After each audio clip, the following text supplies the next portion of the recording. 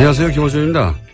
광복절인 어제 자유한국당 유석춘 혁신위원장은 초대 대통령이 이승만인데 1919년 건국이라는 것은 앞뒤가 맞지 않는다고 주장했습니다.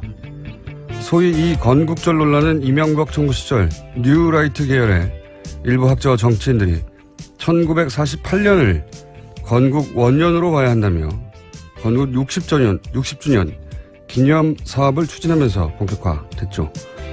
당시 뉴라이트 교과서 포럼은 일제 식민시대를 근대로의 문명 전환 과정 5.16 군사구태타를 대안적 통치 집단의 등장이라며 친일과 군사정권을 미화하죠. 박근혜 전 대통령의 건국 발언도 국정교과서 발행 시도도 마찬가지 인식하에 이루어졌습니다. 하지만 그들이 국부로 숭상하는 이승만 전 대통령이 1919년 일본 국왕에게 보내는 건국 통보 공식 문서가 존재하고 이승만 정부의 관복 1호에도 1948년을 대한민국 30년이라고 기재하고 있죠. 그들의 국부가 그들 주장을 부정하고 있는 셈입니다.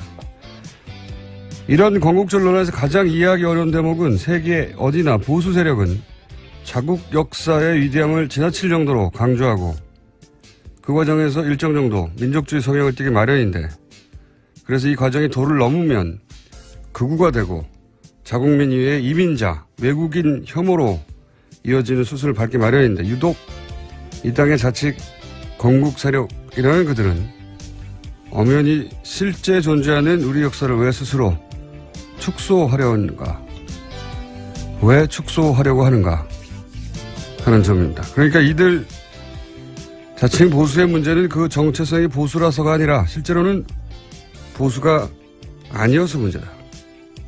김호준 생각이었습니다.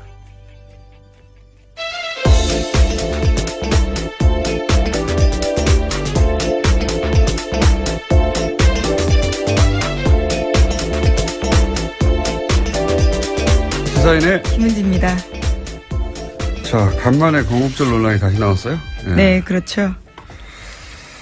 관련 뉴스가 있죠? 네, 먼저 전해드리겠습니다.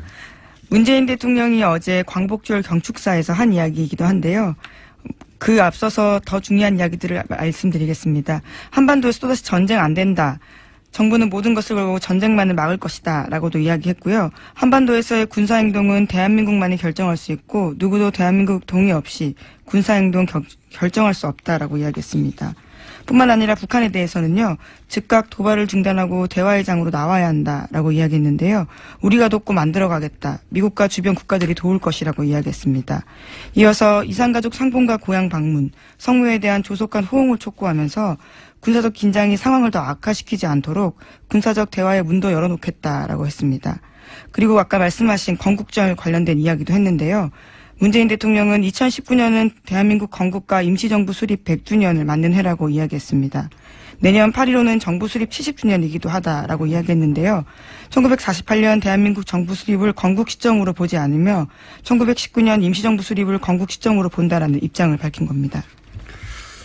어제 메시지 중에 이제 개인적으로 가장 중요하다고 생각하는 메시지는 이제 누구도 대한민국 독립 없이 군사행동을 결정할 수 없다. 이 말 꼭 필요했어요. 왜냐면은 지금 자국당에서 전쟁하겠다는 걸, 우리랑 전혀 이야기하지 않고 미국의 대통령이 마음대로 계속 주장하고 있었잖아요. 며칠 동안이나. 예. 그래서 제가 계속해서 왜 우리 전문가, 우리 전직 국방장관, 우리 학자들, 우리 쪽에서 이 미국의 트럼프 대통령 규탄하지 않느냐. 왜 우리하고 얘기도 없이 마음대로 우리 땅에 전쟁한다고 하느냐. 불만이었는데 이 발언이 나와서 다행이고요. 예. 미국 언론도 이 발언에 반응했어요. 누구도 대한민국 독립 없이 군사행동을 결정할 수 없다라는 메시지에 대해서 미국이 이제 트럼프 대통령의 일방적인 군사행동 발언에 대해서 한국이 반발하고 경고하는 것이다. 이렇게 해석을 했고, 예. 맞다고 봅니다. 네, 상식적이고 지극히 맞는 말들이죠. 네. 이렇게 한참 동안 트럼프 대통령이 전쟁한다고 할 때 우리 언론들은 그걸 그냥 지상 중계하고 전쟁 날 것 같다고 보도할 게 아니라 캐스터입니까? 스포츠 중계. 이런 발언을 우리나라 동의 없이 해서는 안 된다고 얘기해야 맞는 거죠, 언론이. 예. 그런 얘기를 전혀 안 했어요. 예. 굉장히 불만이었는데. 어쨌든 대통령이 그 말을 했고. 그리고 이제 특이하게도 2년 후면 건국 100주년 이 메시지가 아니라 2년 후에 건국 100주년이다 하는 메시지에 주목한 분이 이제 류석춘 위원장이었던 거죠. 예. 네, 류석춘 자유한국당 혁신위원장이요. 이에 대해서 반박하는 기자회견을 열었습니다. 국가라는 게 성립하려면 정치학 교과서에 나오듯이 국민 영토 주권이 있어야 한다라고 주장하면서요. 그 기준에서 1948년 건국은 자명한 일이다. 논란의 여지가 없다라고 강조했습니다. 이 뉴라이트의 전형적인 주장인데 영토 국민 주권이 없어서 안 된다는 건 이 형식 논리로도 모순인 게 애초 주권이 있는데 왜 망명정부를 세웁니까? 예. 형식 논리도 모순이죠. 망명정부가 있다는 건 주권이 없다는 거고 그때 식민 지배를 당했다는 건데 근데 이제 이명박 박근혜 정부 시절에 이 뉴라이트 계열의 건국절 주장이 이제 시작된 건데 본격화된 건데 이런 학자들 일부 정치인들만 이런 주장을 한 게 아니라 사회 각 분야 수장들을 이런 사람으로 바꿨어요 그때. 예를 들면 역사 박물관장 무려 역사 박물관장인데 이 관장 김영직 관장이죠. 뭐라고 했냐면 똑같은 주장인데 임시정부는 선거를 치르지 않았기 때문에 정부가 아니고 독립운동을 한 임의단체에 불과하다 이렇게 주장했거든요. 네, 선거를 치르지 않았기 때문에. 아니 어떻게 선거를 치릅니까? 일제가 강점하고 있는데. 그런 논리면 드골이 그 런던에 세운 프랑스 망명정부 선거를 치러 세웠나요? 네, 어떻게 선거를 치르나요? 나치가 점령하고 있는데. 미국 같은 경우에도 영국 지배로 영토와 주권이 없던 1776년에 독립선언한 바 있거든요. 그런 논리로 따지면요. 그러니까요. 예. 그리고 막 프랑스 망명정부는 그러면 프랑스 공화국 역사에 제외됩니까? 인정 안 합니까? 아니에요. 포함돼요. 말이 안 되는 건데 무려 역사 박물관장이 이런 얘기를 한다는 거. 그리고 공영방송인 KBS 이인호 이사장도 마찬가지 인식의 주장을 했죠. 이 이인호 이사장은 이 건국 60주년 기념 사업의 위원장이었어요. 애초에 뉴라이트의 데모라고 할 수 있죠. 사실은. 예. 근데 이제 예를 들면 김구 선생은 독립을 반대해서 대한민국 공로자가 아니다. 이런 굉장히 신선한 주장을 하셨었어요. 예. 김구 선생이 아마 남북 분단 상황에서 남쪽만의 단독 정부. 그렇죠. 예. 구성에는 반대했는데 그걸 가지고 이제 대한민국 독립을 반대했다고 표현을. 분단을 막아보려는 움직임에 대해서 그런 식으로 폄하한 거죠. 그 독립을 반대해서 대한민국 공로자가 아니라고 하셨고, 예. 그리고 나서 해방 직후에 이제 친일파 청산. 실패했잖아요. 근데 이제 그걸 실패를 합리화해야 하니까 뭐라고 그랬냐면 그게 소련의 지령이었다. 친일파를 청산하라고 주장하신 분입니다. 예. 그래서 실패가 아니라 소련의 지령을 막아내는 게 되는 거죠. 좋은 거죠. 그러니까 친일파 청산을 못한 거는. 뭐 그런 인식을 가진 분들이 학자만 있는 게 아니라 중요한 사회기관, 공공기관의 장으로 여전히 존재하고 계시다. 사실 저 이해가 안 가는 대목이 그거예요. 원래 이제 보수는 자국의 역사를 막 뻥튀기 하는 경우가 많잖아요. 진보 진영에서 오히려 뭐 민족주의로 흐르는 것에 대해서 경고하고. 아무래도 그렇죠. 예, 그런데 거꾸로예요. 예, 여기서 보수라고 주장하는 분들은 이게 아마도 많은 역사자들이 주장을 하지만 그래야 이제 친일을 했던 행적들. 예. 왜냐면은 당시 친일파들이 갈아탄 배가 반공이었거든요. 지금 이 뉴라이트 측에서 주장하는 것은 1945년부터 1948년까지 3년 동안 반공투사들이 대한민국을 건국한 거다. 이런 인식이거든요. 예, 반공투사들이. 근데 그 반공투사라고 하는 분들이 당시 친일파들이 갈아탄 배였단 말이죠. 그렇게 반공투사들이 건국의 주체가 돼야 자신들이 대한민국의 적통이 되는 건 정통 세력이. 그런 이유가 아니겠는가. 그렇지 않고서는 이게 이해가 안 가는 주장이죠. 왜 자국 역사 존재하는 거를 일부러 삭제하려고 합니까? 참고로 이인호 이사장의 조부가 친일 인명사서에 등재된 분이에요. 예. 그것과 이것과 꼭 관련이 있다는 말은 아닙니다. 그냥 참고사항입니다. 예. 참고사항. 자, 어쨌든 어제 경축사가 미국과 그리고 자칭 보수라고 하는 뉴라이트 계열의 인사들의 반응이 각각 나왔다는 내용이 있었습니다. 자, 다른 뉴스는요? 네, 계속해서 외교안보 소식도 전해드리면요. 북한 김정은 조선노동당 위원장이 보름 만에 모습을 드러냈습니다. 북한 미사일 부대를 총괄하는 전략군 사령부를 찾은 모습이 공개가 된 건데요. 김정은 위원장은 전략군 사령부를 둘러보고 괌 포위 사격 방안을 보고받았다고 북한 매체가 전했습니다. 미국을 향해서 최악의 한반도 정세가 어느 쪽에 유리한지 잘 따져보라고 이야기했는데요. 미국의 형태를 좀 더 지켜보겠다라는 태도를 밝힌 겁니다. 안 지켜보면 어떡합니까? 그러니까 괌 포위 사격 계획은 당장 실행하지 않겠다라는 뜻을 돌려 이야기한 거라고 볼 수 있죠. 당장 실행을 안 해. 실행 안 하지. 근데 이 뉴스를 전한 북한 방송 멘트들은 북한 멘트들이 워낙 드라마틱하지만 너무 드라마틱해서 코믹해요. 예를 들어서 이거 소식을 전하면서 비참한 운명의 분초를 다투는 고달픈 시간을 보내고 있는 어리석고 미련한 미국 놈들 이렇게 표현하잖아요. 물론 미국 트럼프 정부가 요즘 국제사회로부터 조롱을 받고 있긴 하지만 그렇다고 미국이 지금 이 사태 관련해서 비참한 운명의 분초를 다투는 고달픈 시간을 보내고 있지는 않거든요. 네, 코믹합니다. 그러면서 더 웃긴 것은 미사일을 어디서 쏘고 어떻게 날아갈 건지 다 그림으로 보여줬다는 겁니다. 예, 그렇죠. 김정은 위원장이 어제 보고받는 자리에서 미사일 발사 장소와 표적을 공개했습니다. 지휘봉을 든 김정은 앞에 커다란 작전 지도가 놓여 있었는데 거기에는 괌 포위 사격 계획입니다. 미사일 예상 궤적이 그대로 보입니다. 안 쏜다는 거죠? 의도적으로 노출하고 협박한 일종의 협박을 했다라고 볼 수 있는 거죠. 진짜 쏠 거면 누가 이렇게 합니까? 안 쏜다는 거죠, 거꾸로. 그러면서 이제 괌에 있는 기지의 위성사진도 띄우고 다 알고 있다 이거죠. 예. 태평양 한가운데 섬의 기지도 위성사진으로 잘 받아오면서 어떻게 우리나라는 무인기 날리나 모르겠어요. 예. 위성사진으로 보면 되는 것을. 해상도도 아주 좋은데.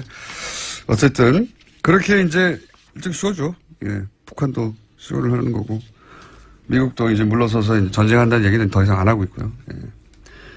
우리나라 계속 불만이 그거예요. 결국 이렇게 될 것이 자명한 일이었는데 우리 언론에서는 왜 전쟁 난다는 뉴스만 계속 전쟁하겠다는 트럼프 발 뉴스만 이렇게 포털에다 마구 깔아버리는 건지. 그걸 오히려 규탄해야 되는 건데. 아니, 누구 마음대로 우리 땅에 전쟁한다는 거냐고. 자, 다음 뉴스 있습니까? 네, 계속해서 전해드리면요. 국정원 개혁위 관련된 소식도 전해드리겠습니다. 댓글부대 사건 전해드리고 있는데요. 댓글부대 민간인 팀장 30명이 검찰 수사에 넘겨졌다라고 명단이 검찰 수사에 넘겨졌다라는 소식 전해드렸습니다. 이 중에 국정원 퇴직 직원도 있다라고 하는데요. 30명 중에 3명가량이 포함되어 있다라고 합니다. 일명 양지의 회원들인데 검찰은 양지의 회원들로 팀을 꾸려 활동한 걸로 보고 있다라고 합니다. 소위 이제 오비들인데, 예. 국정원 오비들. 저는 이걸 보면서 무슨 걱정이 드냐면, 이 오비들에 의한 그 국정원 정치 세력화가 우려된다. 이제 이 댓글이라는 게 국내 정치에 국정원이 개입을 한 거잖아요. 그런데 이제 국정원에서 퇴직한 사람들의 모임, 그 모임의 일부 인사들을 이렇게 팀장화했다는 건데, 원래 국정원은 정치 개입이 금지되어 있습니다. 국정원법상. 네, 국정원법상. 근데 이제 이렇게 민간이 된 신분, 전직 국정원 직원들을 조직화해서 정치 개입을 하게 만든 거잖아요. 예. 국정원 혹은 국정원 오비들에 의한 정치 세력화. 예. 저는 그 때문에 굉장히 우려됩니다. 이미 이런 식으로 10년 이상 지나왔기 때문에 10년 가까이. 아예 정당을 가입하면 모르겠어요. 근데 소위 음지에서 예, 정치 개입을 하는. 이름은 양지회입니다. 예. 음지에서 양지를 지향한다고 해서 양지가 된 건지는 모르겠습니다만. 네, 거기서 기원했다라는 설이 강력합니다. 예. 여하간 양지로 나가야 되는데 여전히 음지에서 정치 세력화하는 국정원 오비들에 대해서 이번에 국정원 TF에서 예, 그 조직도라 할까요? 예, 관계도를 반드시 파괴해야 된다. 그런 생각 듭니다. 다음 뉴스는요? 네, 방산비리 소식 오랜만에 전해드리겠습니다. 한국항공우주산업 그러니까 카이 협력업체 D사 대표 황모 씨가 어제 구속됐습니다. 허위 회계자료를 바탕으로 거액의 대출을 받은 혐의로 구속영장이 청구가 된 건데요. 법원에서는 증거인멸 우려가 있다라면서 영장을 내줬습니다. 검찰의 방산비리 수사에도 탄력이 붙을 전망입니다. 영장을 내줘서 놀랬다는 보도가 왔네요. 꼭. 예. 예, 뒤에 말들을 제대로 연결 못해서 죄송합니다. 아니, 최근에 사실, 최근에 영장 실질심사하는 영장 판사들이 예, 기각을 많이 했죠. 우병우, 정유라 기각이 많이 있었잖아요. 최근에. 그러면서 고영태는 구속하고, 그 다음 달걀 이제 물병 던진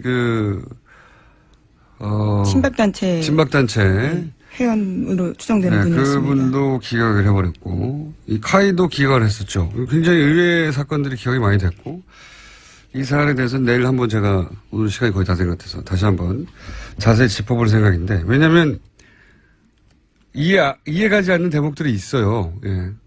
여하간 근데 이제 카이는 드디어 황모 씨 첫 구속이 됐네요. 예. 카이 관련해서는 첫 구속입니다. 예. 조금 속도가 날리나요? 이 황모 씨라는 분도 잠적했었거든요. 구속영장, 실질심사에 안 나왔죠. 네, 아예 연락을 끊어서 검찰이 추적에 나서기도 했었습니다. 실질심사에 안 나오는 경우 흔치 않거든요. 예. 그런데 사라졌다가 다시 나타났습니다. 그 사이에 준비를 한 것인지, 이왕 그 실질심사를 받았고, 구속영장이 발부가 됐다까지 첫 번째 구속입니다. 그런데 구속영장 기각이 척에 너무 많다. 영장 전담 판사에 의한 이 대목 한번 짚어볼까 합니다. 내일 짚어보죠. 그건. 자, 시간이 거의 다 됐네요. 예. 하나 정도 더 할 수 있을 것 같다고 해놓고 꼭 2개를 하거나 하죠, 제가. 네, 국내산 달걀에서도 살충제 성분이 검출됐다고 합니다. 얼마 전에 유럽산 달걀에서 살충제 성분이 검출됐는데요. 이번에는 국내산에서도 된 겁니다. 농림축산식품부가 잔류농약 검사를 실시했는데 경기도 남양주시의 한 농장에서 살충제 성분인 피브로닐이 검출됐다라고 합니다. 궁금한 것은 이게 작년에는 없었냐, 예. 올 초에는 없었냐. 이게 이제 유럽산 달걀에서 이게 검출됐다고 하니까 아마 해본 것 같은데, 그죠? 네, 전수검사에 예. 들어간 거죠. 그 전에도 있었을 것 같아요, 저는. 예. 몰랐을 뿐이지. 다 먹었다는 거죠. 예. 그럴 개연성이 높다. 예. 유럽에서 살충제 성분이 검출되지 않았다면 우리는 모르고 계속 먹었을 것이다. 예. 그런 생각이 듭니다. 자, 하나 더 하죠. 네. 트럼프 대통령 뉴욕 사저에서 시위가 있었습니다. 최근 들어서 백인 우월주의자 관련된 옹호 발언을 했다라는 것들 때문에요. 유혈 시위 있었는데요. 그와 관련해서 사람들이 트럼프 대통령 사저 앞에서 시위를 벌인 겁니다. 그리고 소위 이제 대통령 자문위원회 이런 데 소속된 주요 CEO들이 탈퇴를 선언하고, 왜냐면은 미국은 다인종 사회고, CEO들, 성공한 CEO들이나 보면은 이제 이민자들도 많고, 예, 유색인종도 많거든요. 특히 뉴욕은 더더군다나. 그래서 트럼프 대통령의 지지율이 보통 미국 대통령 임기 말 정도 지지율을 달리고 있습니다. 예, 지금 역대 최저치인 34%라고 합니다. 네. 이게 이제 대통령 임기 말, 가장 인기 없는 미국 대통령의 임기 말 정도 지지율인데, 예. 이미 도달했어요. 1년도 안 됐는데. 신기록입니다. 여기까지 하겠습니다. 시사인의 김은지였습니다. 감사합니다. 친일파 이완용의 재산이 어마어마하다. 최근 SBS 마부 작친 팀이 밝혀낸 내용입니다. 이 내용은 지난 2006년 발족해서 4년간 활동했던 친일재산조사위에서 작성한 보고서를 토대로 밝혀낸 건데요. 이준식 전 친일재산조사위 상임위원 연결해서 이 내용 좀 짚어보겠습니다. 안녕하세요. 예, 안녕하세요. 조사의 활동이 마감된 게 2010년이죠? 네, 그렇습니다. 네. 그때, 백서를 발간했고, 그 백서를 토대로 해서 지금 SBS 팀이 이번에 내용을 바뀐 겁니까? 예, 그렇습니다. 그렇군요. 네. 자, 그럼 바로 본론으로 들어가서, 워낙 그 기사 자체가 길어가지고, 읽다가 전체적으로 내용이 눈에 안 들어오는 부분도 있어서 좀 정리를 해보자 하는 건데, 당시 재산이 어마어마했는데 실제로 환수된 거는 0.1%도 안 된다라는 게 내용의 골자예요. 네. 그죠? 그럼 친일파 이완용 개인 재산이 얼마나 됐습니까? 정확하게 말씀드리면 그 규모를 알 수가 없습니다. 그 이완용은 이제 나라와 민족을 팔아먹은 대가로 일제로부터 뭐 어마어마한 혜택을 받았는데요. 예. 뭐 불화 또는 뭐 그 토지 소유권 확정 이런 방식으로 거대한 토지를 소유하고 있었는데 이완용의 그 치부 수단은 아주 간단합니다. 재산 가치가 있는 땅은 재빨리 처분하는 방식으로 현금을 확보했습니다. 아하. 그래서 워낙 그 이완용이 판 토지가 많기 때문에 지금 현재 남아있는 일제강점기 토지 관련 공부라는 게 부분적이거든요. 예. 그러니까 모든 이완용의 재산 규모를 파악할 수는 없지만 지금 현재 남아있는 기록만 놓고 보더라도 이완용이 한때 소유했던 토지 규모는 어마어마하다. 이 정도로 말씀드릴 수 있을 것 같습니다.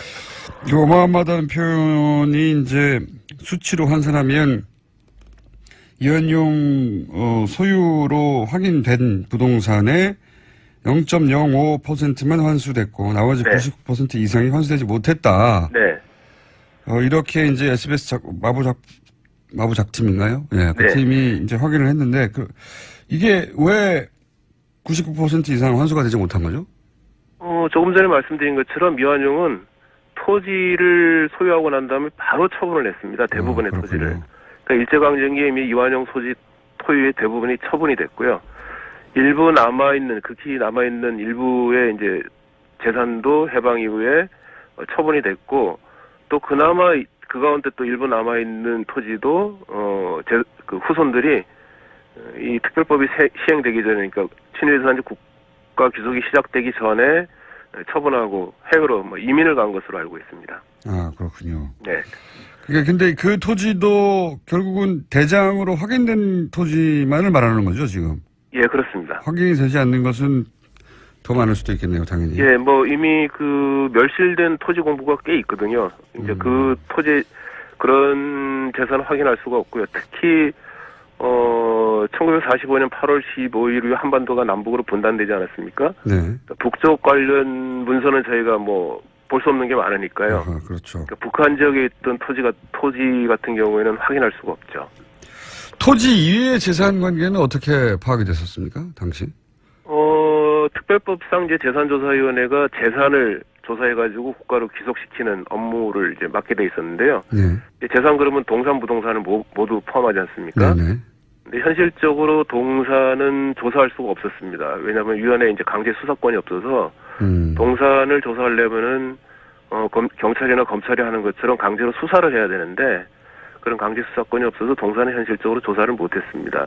좀 고문서라도 좀 조사를 해볼까 그러고 한 두어 달 정도 이제 TF를 꾸려서 이제 조사를 한 적이 있는데 현실적으로 강제 수사권이 없이는 조사하는 게 불가능하다고 판단해서 그리고 위원회 활동 기간이 이제 4년으로 법에 정해져 있기 때문에 정해진 기간 안에 활동을 마무리하기 위해서는 그냥 동산은 포기하고 부동산 쪽에 집중하는 것이 낫겠다 판단을 해서 토지와 임야 중심으로 조사를 했습니다. 그렇군요. 그러니까 이완용이 사실은 해방 전에 현금화해서 다른 데 투자했거나 혹은 네. 다른 방식으로 소유하고 있던 재산은 확인 자체가 안 된 거군요. 예, 쉽게 말하면 현금이나 금괴, 고소화 이런 것들은 조사하는 게 어려웠다 이렇게 말씀드릴 수 있을 것 같습니다. 또 대표적인 인물이 이제 송병준 네. 있지 않습니까? 네, 재산 환수위원회가 사실 출범하는데도 송병준 관련해서 그때 정확하게 기억이 안 나는데 미군 부대였던가요? 예? 예, 부평에 있는 미군 기지였습니다. 네, 미군 기지 네. 땅이 결국 송병준의 재산이었다 밝혀지면서 네, 공문을 샀었는데 그거 송병준의 재산은 어느 정도였습니까? 송병준 재산도 굉장히 많았는데 송병준은 특이하게 일본에도 재산이 있었습니다. 예. 이렇게 홋카이도에 어마어마한 그 토지를 소유하고 있었는데 송병준이 일본에 홋카이도에 소유하고 있던 땅은 또 특이하게도 당시 일본 천황이 송병준에게 특별히 하사한 재산이었습니다. 그러니까 명백히 그야말로 친일의 대가로 취득한 재산이죠. 그러니까 홋카이도 땅을 비롯해서 송병준의 재산 대부분은 1920년대입니다. 처분이 됐습니다. 송병준이 일제강점기에 이미 그 파산을 했거든요. 아하. 그러니까 송병준이 남긴 재산은 이완용이 남긴 재산보다 더 적었습니다. 이미 일제강점기 망했기 때문에 네. 쉽게 얘기하면 자본 투자를 잘못해가지고 쫄딱 망했습니다. 그렇군요. 네.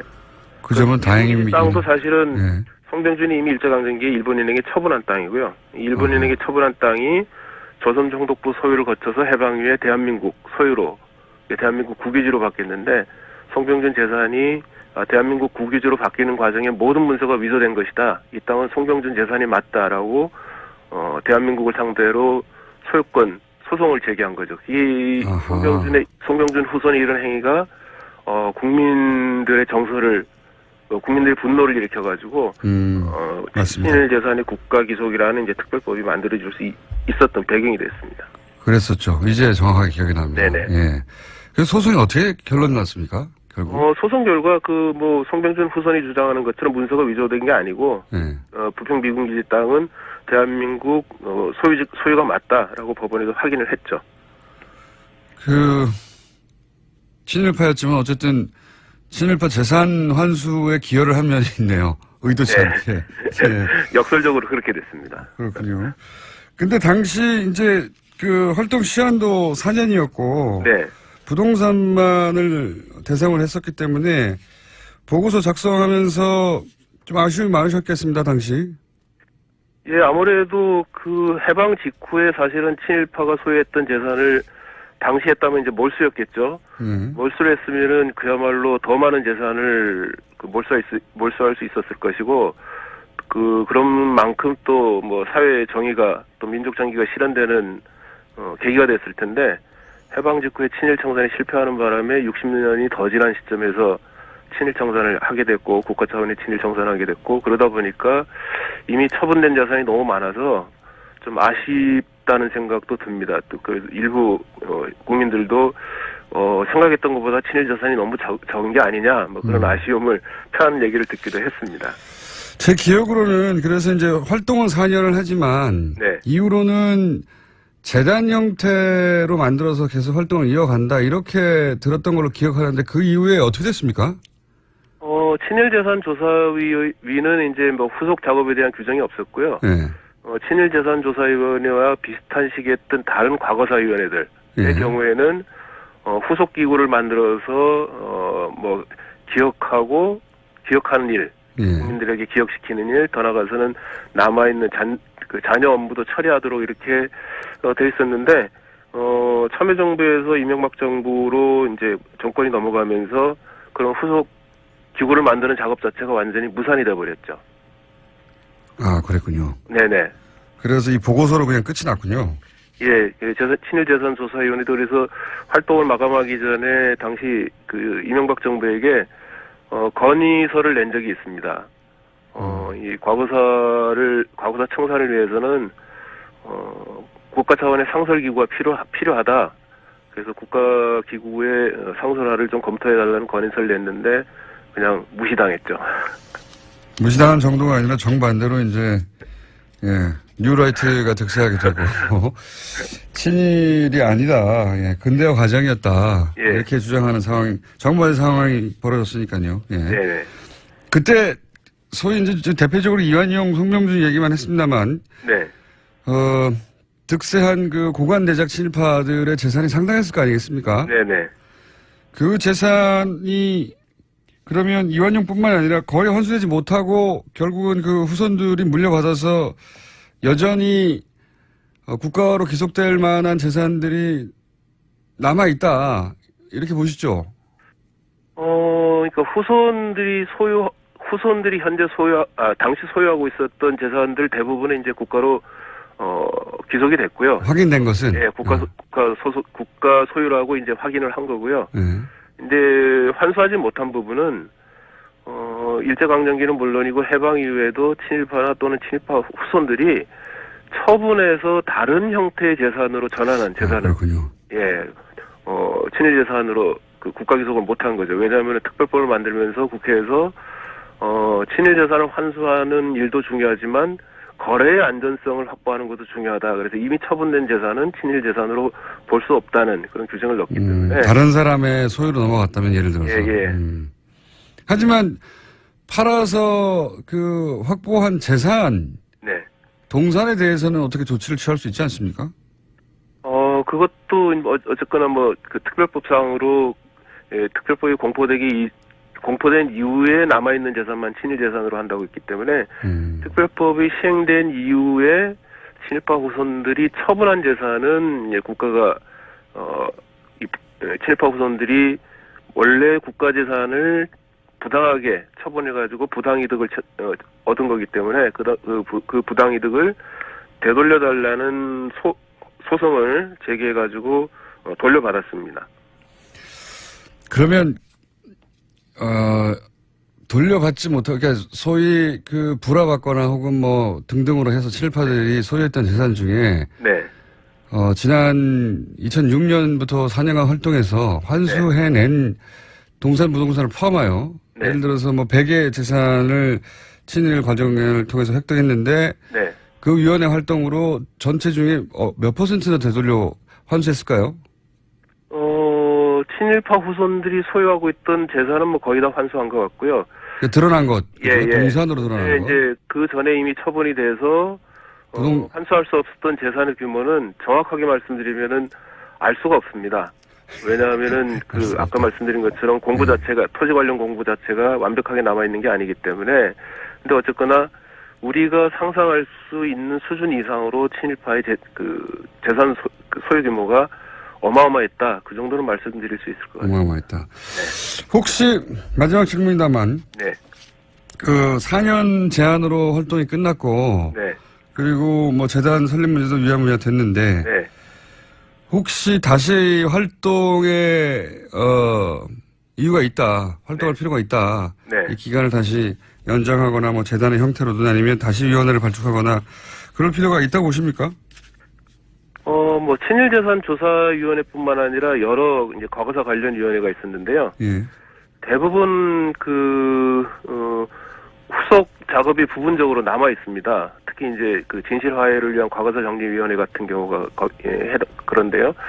근데 어쨌거나 이제 이명박 정부, 박근혜 정부 한 9년 동안 국가 차원의 과거사 문제 해결이라는 부분에서는 매우 후퇴했기 때문에 그것을 다시 정상으로 돌리기 위해서는 규모는 크지 않다고 하더라도 과거사 문제를 총괄적으로 다루는 국가기구가 필요하지 않을까. 그래서 그 기구에서 한국근현대사가 안고 있는 모든 과거사 문제를 국가 차원에서 정리하는, 마무리하는 작업을 했으면 좋겠다는 생각을 갖고 있습니다.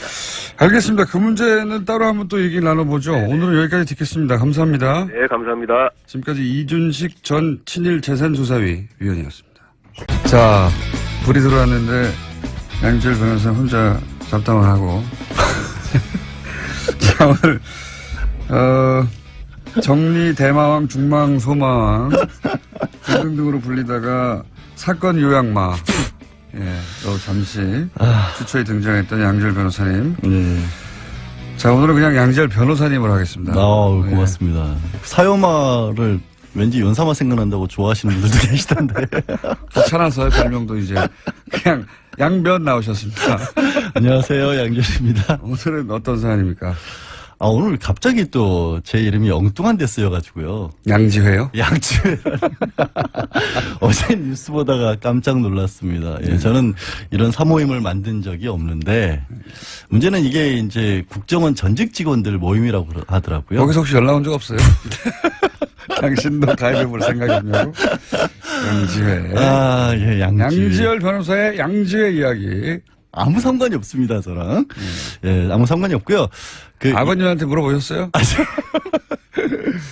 그 양우회라는 데는 이제 국정원 현직 직원들의 정식 공제 모임이고. 네. 현직, 여기는 이제 은퇴한 분들의 모임인데 왜 양지회냐면 예전에 그 안기부 시절에. 음지에서 양지를 지향한다. 그 이름을 따서 만들었고.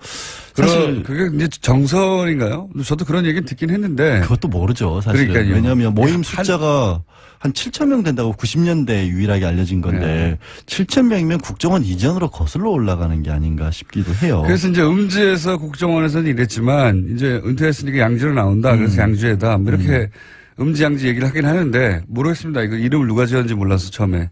왜 자꾸 이름 이제 넘어가죠? 네, 양지. 그런데 오늘 양지회를 들고 나온 이유는? 이분들이 계속해서 음지에서 일을 했던 것으로 이번에 드러난 거죠. 네.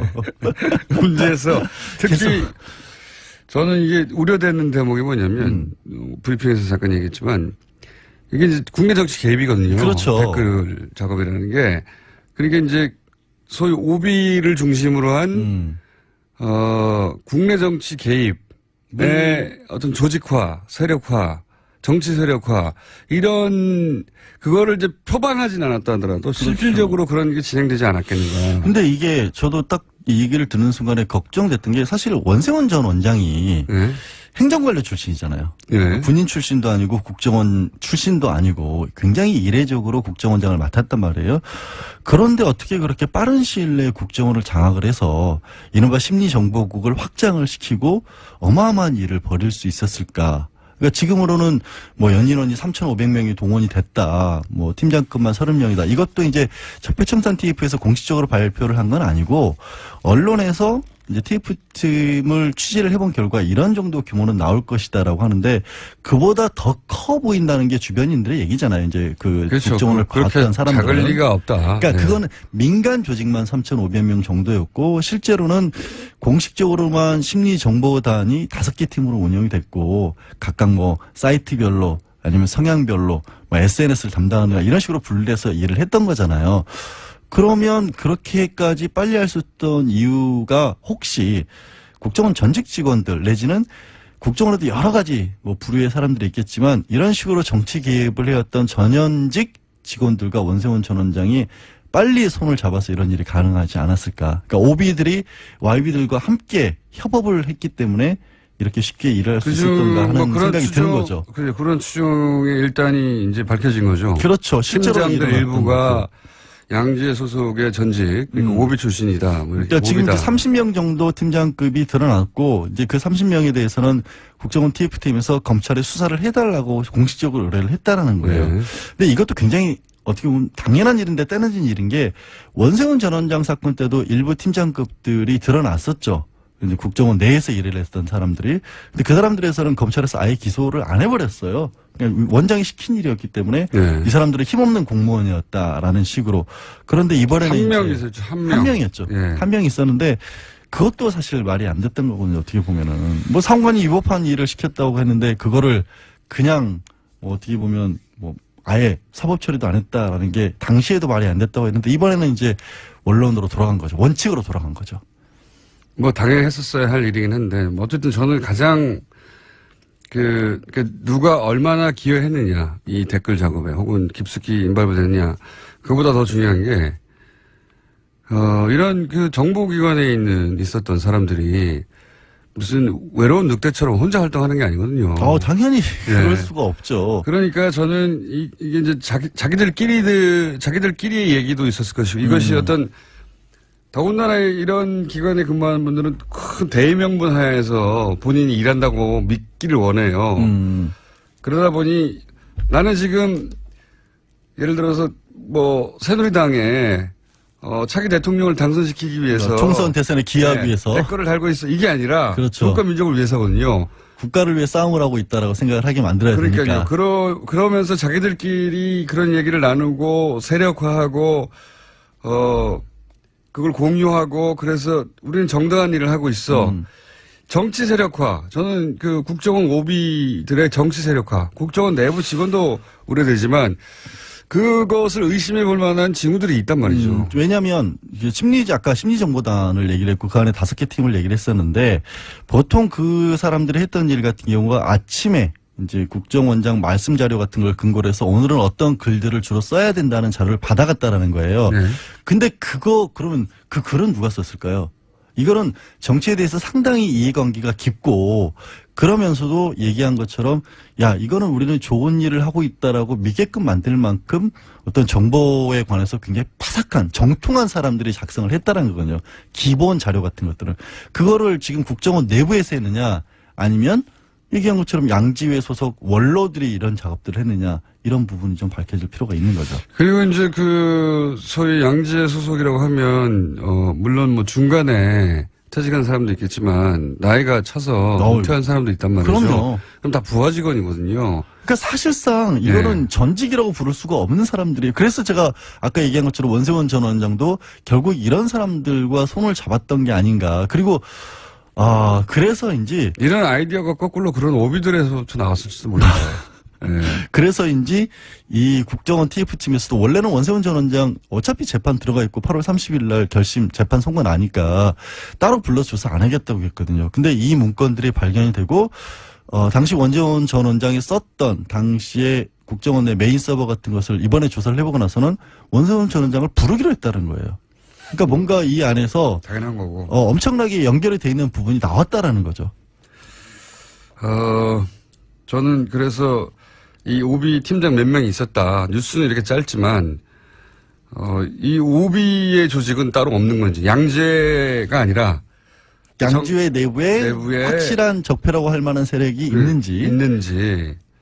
그런 의구심을 가지고 이 팀장 간의 커넥션이라든가, 그 움직임을 따져봐야 된다. 단순히 댓글 몇 개를 작성하는데 어떤 식으로 기여했다. 이렇게 따져서는 안 되는 일이라고 본다는 거죠. 그러니까 얘기한 것처럼 그럼 이제 그것도 수사를 해봐야 되는 거고, 그럼 이제 원성원 전 원장을 부른다는 의미는 결국에는 그 위로 어디까지 올라가느냐가 이 다음 수사의 관건인 거죠. 국정원장 위는 대통령밖에 없어요. 일단은 정무수석실이 있죠. 정무수석실이 있는데. 아니 대통령 직속 기관이기 때문에 그 독대해서 보고하는. 그러니까 이제 원성원 전 원장이 굉장히 특이한 게도 국정원장이 대통령을 독대하는 일이 이명박 정권 이전은 또 없었거든요. 김대중 노무현 전 정권 때는 거의 사라졌다가. 노무현 정부 시절에 없애버렸죠. 없애버렸죠. 네. 공식적으로. 근데 않겠다고. 일주일에 한 번씩 독대를 했단 말이에요. 네. 독대를 하면서 이렇게 중요한 사안을 보고를 안 했을까? 본인의. 그건 안 했다면 그게 말이 안 되는 거죠. 라고 우리는 추정할 수밖에 그러니까 없죠. 원세훈 전 원장이 국정원에서 가장 크게, 그러니까 어떻게 보면은 그래서 그분의 독점적인 사업이라고 해야 되겠죠. 그게 이제 심리정보단 사업이었기 때문에. 다음 정권, 그러니까 현 정권이 아니는 다음 정권에 의해서 판가름 나는데, 다음 정권을 자기들 손으로 창출해내겠다. 프로젝트니까 가장 중요한 프로젝트죠. 이 프로젝트의 성과를 대통령에게 보고하지 않았다. 이건 말이 안 된다고 저는 봅니다만은. 그건 검찰이 그래서 그 부분을 볼 수밖에 없는 구조라는 거죠. 검찰이 그걸 밝혀내야 되겠죠. 입증 가능할지는 모르겠습니다. 입증 가능한 부분이 아마 지금 그 메인 서버에서 나왔던 문건이 아마 뭔가가 그것 때문에 저는 원세훈 전 원장을 부르는 것 같아요. 상암동 본드. 네? 저희 이제 고정코는 상암동 본드 김상욱 씨도 그런 이야기를 하셨어요. 어떻게 입증하냐. 당연히 부인할 텐데 그 문서로 입증해야 될 것이다. 그렇죠. 문서로 입증해야 되는데 그것들이 뭔가 근거가 되는 게 나온 것 같고 30명에 대해서 검찰에 다 수사를 의뢰를 했다는 것도 원래 이제 수사라고 하는 게 바닥에서부터 거슬러 올라가잖아요. 그럼 당신은 누구 지시를 받았냐, 누구까지 개입이 돼 있냐, 어떤 내용을 알았느냐 이런 것들을 다 파악하기 위한 거니까 결국은 거슬러 올라가는 작업을 시작을 한 거고. 그쪽에서는. 그리고 이제 서버 문건들은 아마 상부로 직접적으로 보고 올라갔던 것들이 거기서 어느 정도 나왔다고 보는 거고. 대통령의 보고한 문서는 따로 알 수가 있답니다. 대통령이라고, 그러니까 다른 부처는 다른 부처로 간다고 표기가 돼 있는데 표기가 안 되면 대통령이래요. 네. 표기가. 몰랐죠. 저도 몰랐어요. 상암동 본드 이야기입니다. 대통령하고 써 있는 게 아니라 안 써 있다. 확인을 안 해봤기 때문에 저도 모르는 거고. 특수문서에 그러니까 종이 자체 출력을 다르게 한다는 얘기는 들었어요. 아예. 그거는 다 알려진 이야기인데 대통령이라고 쓰지 않는다는 걸 몰랐다 이런 거죠. 상암동 본드분을 만나봐야겠네요. 대통령 보고용 이렇게 쓰지 않는다 오히려. 오히려. 예. 그렇습니다. 자, 이 사건이 그래서 전혀 다른 양상으로 발전할 수 있다. 지금까지는 누가 어떤 댓글을 몇 개 달았다 가지고 계속 짜증나게 굉장히 그 밝히면 뭐합니까? 몇 개 달았다는 걸 지금 와서. 그걸 누가 시켰고 얼마나 큰 규모로 혹은 이게 조직적이었나 그걸 한 사람들이 정치 세력화 됐냐 이게 진짜 골자거든요. 그렇죠. 지금은 이제 결국엔 대법원까지 가서 파기환송됐다는 것도 댓글 사건 몇 개 증거 인정하느냐 마느냐 정도였는데 그런 정도로 끝나지 않을 사안이 되고 있는 거죠. 그런 와중에 있다. 예. 네. 시간이 어떻게 됐나 모르겠네요. 이제 시간이. 왜 저를 보면서 시계를 물어보세요? 예? 아니, 본인은 방송을 하도 여러 군데 다니니까 자동으로 알까봐. 생체 시계로. 20초 남았습니다. 자, 그래서, 오늘은 그 양지열 변호사님이 양지에 대해서 얘기를 했는데 딱히 내용이 없네요. 아니, 여태까지 얘기를 했는데 왜 내용이 없다고 하세요? 양지에. 누구도 몰랐던 놀라운 지적을 한다든가 그런 게 없습니다. 네, 다 아는 내용을. 아니, 국정원 내부의 일을 그럼 어디까지 지적을 합니까? 제가 국정원 소속도 아닌데 양재 회원이 아니라니까요, 저는. 아주 큰 쓸모가 없었던 양재 변호사였습니다. 빵빵 터지는 시간입니다. 노르가즘 노회찬 정의당 원내대표 나오셨습니다. 안녕하십니까? 네, 안녕하십니까? 요즘 이 방송이 화제인데 주변에서 뭐라고 안 합니까? 예, 제가 곳곳에 가면은 뉴스공장 시청자가 굉장히 많다는 걸 제가 실감하고 있습니다. 그렇죠. 남녀노소 가릴 것 없이. 맞습니다. 예. 연령대가 저도 깜짝깜짝 놀랄 때가 있어요. 네. 분명히 70대 넘으신 것 같은 노부부가 갑자기 지나가다가 그중에 할머님이 뒤돌아서 가지고 예. 혹시 그럼 옆에 있던 남편분이 맞아! 두 분이서 막 싸우다가 저한테 그냥 물어보면 될 것을. 예. 연령대가 굉장히 높고. 전국의 공장화가 이루어지고 있습니다. 전국의 공장. 자, 한 주간 짚어볼 뉴스들이 또 많습니다. 이제 북미가 이제 말로 핵폭탄을 터뜨리다가 예, 예. 말 전쟁이 끝나가는 양상이에요. 예. 예. 북미 간 말 전쟁은 또 어떻게 보셨습니까? 사실 저는 김정은의 판정성이다 이렇게 봅니다. 그렇게 볼 수 있습니다. 왜냐면은 예. 말 전쟁 해가지고 사실 거의 말로는 대등한 무승부로 가지 않습니까? 그렇죠. 예. 사실 이 무승부로 가는 게 말이 안 되죠. 미국이 초대 강국이고 맞습니다. 북한은 사실 잽도 안 되는 나라인데 예. 북한하고 미국이 또는 트럼프와 김정은이 거의 대등한 말싸움 벌였다는 얘기는 그건 트럼프가 졌다는 얘기죠. 맞습니다. 트럼프가 그렇게 대응하지 말았어야 하는 거죠. 예, 그렇죠. 예. 트럼프가 그걸 무시해버려야 되는데 무모하게 대응하면서 오히려 트럼프에게는 이제 실이 되었다.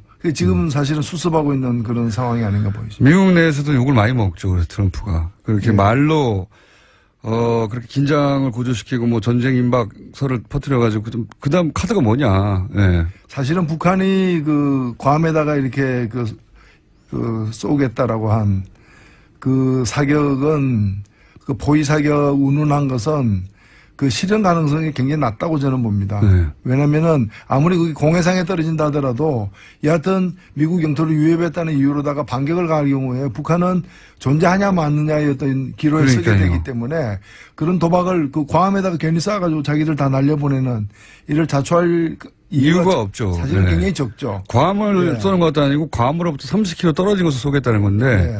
그리고 또 18분이나 걸리는 가는 동안에 요격당할 가능성도 굉장히 많고요. 게다가 궤도까지 공개했어요. 예. 안 쏘겠다는 얘기죠. 그렇죠. 예. 그렇기 때문에 그런데 이제 그럼에도 불구하고 심리적으로는 괌에 사는 사람들부터 시작해서 미국의 일부 언론이라거나 국민들이 받는 위협감은 굉장히 큰 거죠. 트럼프가 더 부채질했죠, 그거를. 그러니까 이제 트럼프가 이제 그렇게 세게 나온 건데 결국 그 상황이 되면은 이게 말이 아니라 실제 상황이 될 수 있다라는 징후가 조금이라도 보이게 되면은 실제 상황이 벌어졌을 때 손해보는 나라들이 사실은 한국과 미국 등만이 아니에요. 북한만이 아니에요. 그러니까 지금 EU에서도 나서려고 그러고 그러니까요. 프랑스도 중재하겠다고 얘기 나오고 세계대전 벌어지는 거죠, 잘못하면. 예, 그러니까 예. 러시아하고 중국도 다 나설 수밖에 없고 그렇게 되면은 북한만 지탄하는 게 아니라 두 사람의 싸움이 동네를 불태울 수 있다라는 위기감에서 동네 사람 다 일어나니까 둘 다 사실은 문제아가 되는 거죠. 북한은 원래 문제였기 때문에 예. 더 잃을 게 없는 더 거죠. 잃을 게 없고, 예. 미국 같은 경우에는 트럼프 대통령은 큰 문제로 등극을 하게 된 거죠. 예. 사실 괌에 쏜다고 그랬으면 미국이 가장 적당한 반응을 쏴봐라 그러면. 기다릴게. 저는 이렇게 써야 된다고 봅니다. 그렇죠. 지금 쏴봐 계속. 어떻게 쏩니까? 쏜다는 말만 계속 하겠지. 그랬어야 되는 것 같은데 뭐. 이제는 또 지켜보겠다. 미국을 지켜보겠다 이렇게 되면 사실은 8월 중순까지 보고를 받겠다 했는데 8월 중순 지났어요. 예. 지났으니까 이제 다시 이제 미국에서 이제 뭐 대화 제의 같은 게 물밑으로 이제 있으면서 입장이 바뀐 거죠. 북한은 얻을 거 다 얻었죠. 예. 미국하고 맞대거리 한 나라로. 예. 북한 주민들한테도 그걸 광고할 테고. 근데 여기에 대해서 이제 정세현 전 장관은 그런 얘기도 했었습니다. 이게 지금 미국이 예산 짜는 기간인데 이렇게 돼가지고 위기설을 부추기면 군산복합체들이 굉장히 좋아한다. 또 군도 예산 확보에 좋다. 그래서 더 부추기는 면도 있다. 그런 면도 있을 수 있겠죠. 위기가 고조될수록 예. 고조될수록 이익을 보는 세력들이 사실은 한미 간 내부에 다 있습니다. 물론 북한 안에도 있을 수 있고요. 예. 당연히. 그래서 미국 같은 경우는 군산복합체 같은 경우가 그렇고 강경론자들이 득세하게 되니까 이제 그런 이해관계가 있고 한국 같은 경우에도 보수 언론들 예. 위기가 조장될수록 신났죠. 그러니까 위기 때 허용 안 되는 것들이 있지 않습니까? 자유니 민주니 이런 것들. 위기라는 이유로다가 네. 차단시킬 수 있는 그런 가치들을 누르고 싶어하는 그런 세력들이 위기를 오히려 조장하고 왜 위기인데 꿈쩍도 안 하느냐? 왜 과am 시민들은 난리인데 한국 국민들은 왜 평온하냐? 그래놓고 자기들은 자기 집에서 그냥 편안히 자요. 그렇게 위기면 자기들부터 벙커에 들어가든가요. 네. 집에 안 가고. 그런 뉴스를 전하는 기자들도 집에 편안히 돌아갑니다. 저는 뭐 그런 점에서 어저께 그 8.15 경축사에서 문재인 대통령이 굉장히 그 의미심장한 얘기를 사실 했어요. 저는 그 많은 얘기들이 어제 있었는데 그 중에서도 하나를 꼽으라면은 한반도에서의 군사행동은 대한민국만이 결정할 수 있고. 그렇죠. 저도. 누구도 네. 대한민국의 동의 없이 군사행동을 결정할 수 없습니다. 이 얘기는 어찌 보면 굉장히 상식적인 얘기인데 사실 김정은한테 한 얘기가 아니에요. 그렇죠. 미국이 김정은한테 뭐 대한민국의 동의 없이 군사행동하면 안 된다. 이 얘기는 안 맞는 얘기고. 네, 안 통하고. 네. 트럼프한테 한 얘기예요. 맞습니다. 미국에 대해서 한 얘기고 트럼프한테 한 얘기고 사실 이 얘기는 어찌 보면 너무나 맞는 얘기인 것이 한미 상호 방위 조약. 예. 흔히 한미 동맹이라고 얘기하는 그것의 물질적 기반은 한미 상호 방위 조약이거든요. 예. 근데 한미 상호 방위 조약에는 조건이 있어요. 그 태평양 지역이라고 한정돼 있어요. 예. 그리고 그 속에서 한미가 공격을 받을 경우에 예. 일단 공격을 받아야 돼요. 미국이 공격을 받아도 우리가 또 그렇죠. 같이 그리고 참전합니다. 한국이 공격을 받아야지 공격을 예. 받을 징후가 있다거나 이런 거 가지고는 안 되는 거예요. 공격을 받을 경우에 공동으로 대응하도록 돼 있는 거예요. 그러니까 북한이 남침을 하거나 대한민국에 공격을 가할 때 미국이 개입하거나 이제 전쟁에 함께 할 수 있는 것이지 공격을 받지 않은 속에서 선제니 예방이니 하는 그런 행동 그걸 용납하지 않겠다는 거예요.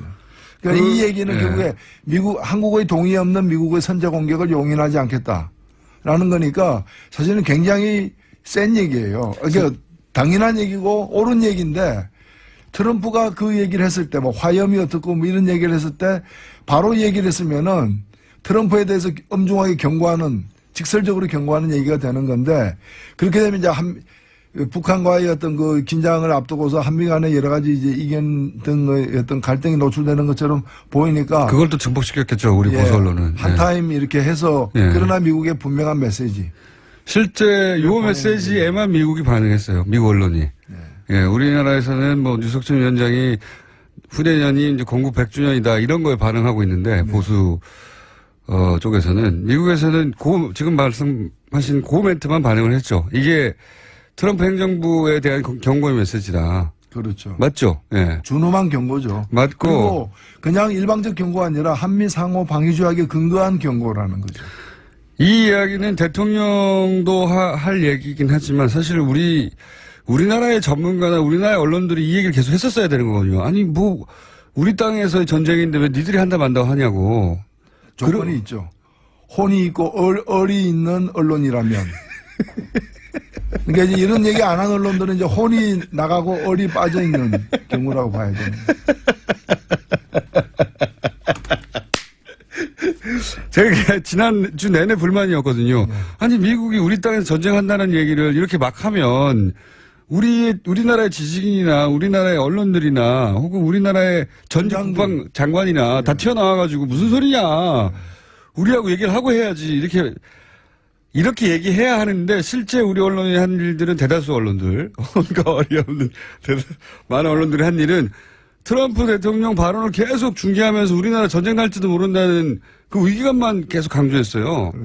전쟁 날지 모르는데 너희들 뭐 하고 있느냐. 그러니까요. 전쟁 날지 모르는데 무슨 일자리냐, 뭐 탈핵이냐, 네, 전쟁 날지 인권이냐 이제 이런 얘기죠. 전쟁 날지 모르는데 휴가 왜 가냐. 전쟁 날지 모르는데 정작 본인들은 집에 잘 가요. 밥 잘 먹고 본인들부터 그러면 벙커에 들어가서 나오지도 말든가요. 이게 우리 지식인들을 혹은 언론들 역할을 못 하고 있는 거죠. 그렇죠.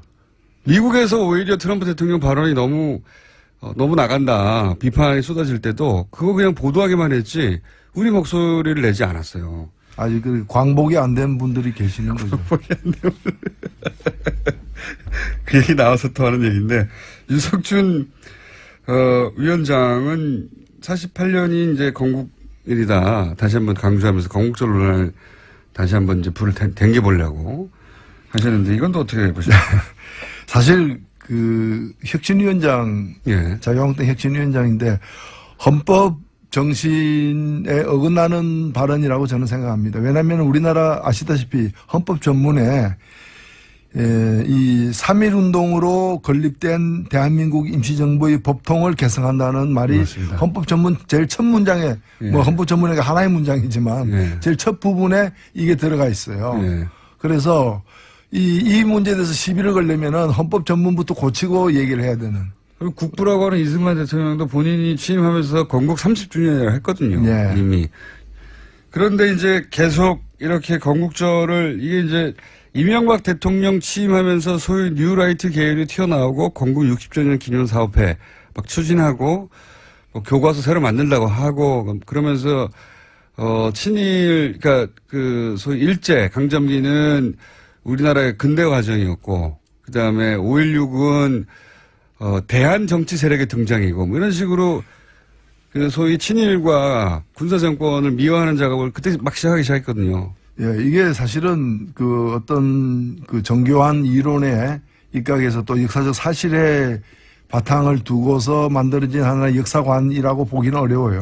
제가 볼 때는 이걸 통해서 뭘 노렸는가. 1차적으로 그렇죠. 노리는 건 뭔가 하면 그럼 그 건국은 누가 했느냐. 이승만이 했다는 거죠. 그렇죠. 그러니까 우리 역사에 과거에 대한 성찰로서 이승만이 그런 정부 수립에 앞장선 어떤 주요 인물이긴 하나 그 이후에 독재로 일관해가지고 결국에 국민에게 의해서 쫓겨난 대통령 아니에요. 예. 그런 이제 부정적 평가가 더 많은 대통령을 갖다가 긍정의 화신으로 이제 돌리려는. 예. 그래서 건국의 아버지로 만들려면은 이승만의 가장 큰 공은 건국이다. 예. 이 나라를 세운 우리의 정치적 아버지다.